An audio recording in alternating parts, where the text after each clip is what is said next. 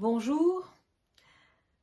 L'odeur d'un homme est le dernier roman que j'ai écrit. Il a été édité aux éditions du Pont-Neuf. Il s'agit de l'histoire de Inès, qui est d'origine tunisienne de la campagne, qui a longtemps nourri un complexe par rapport à ses origines et par rapport à ses origines rurales, qui est partie vivre en Suisse et qui s'est marié avec Sami, qui est également un Tunisien qui n'a pas grand-chose de tunisien au niveau de son langage, de sa culture, de ses coutumes.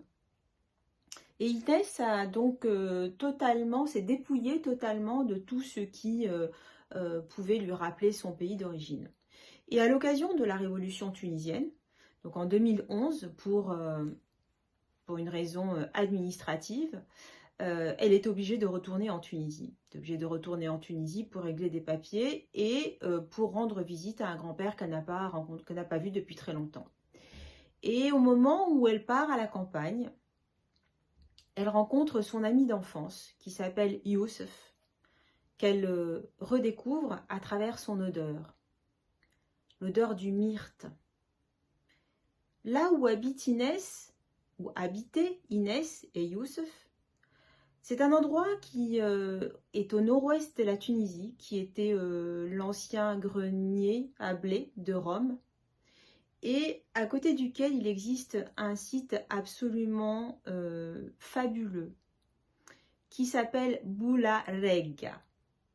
Et c'est là où se trouve la première mosaïque de la Vénus marine. Et c'est un endroit où Inès et Youssef avaient l'habitude de se rendre avec les parents les dimanches. Je ne vous dis pas le rôle que joue cette Vénus marine dans mon histoire, dans ce roman. En revanche, l'odeur du myrte, et le myrte, vient de la couronne que portent toutes les Aphrodites et toutes les déesses, toutes les Vénus, qui sont faites de fleurs de myrte, qui sont des fleurs du désir et de la jeunesse. Inès rencontre donc Youssef, et là, tout lui revient en mémoire. Tout lui revient au niveau de ses sensations corporelles, au niveau de ses émotions, au niveau de ses souvenirs, de ses désirs, de ses rejets. Les préjugés sont levés. Bref, elle vit une sorte de voyage initiatique intérieur. Le livre se lit sur plusieurs niveaux. J'espère que vous pourrez en décrypter quelques-uns.